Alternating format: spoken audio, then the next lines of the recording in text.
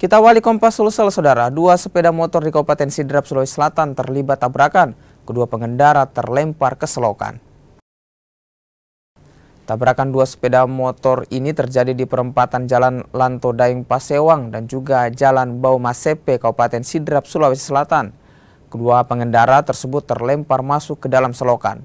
Korban kecelakaan langsung dibawa ke rumah sakit untuk jalani perawatan. Sementara polisi lakukan penyelidikan kasus kecelakaan ini.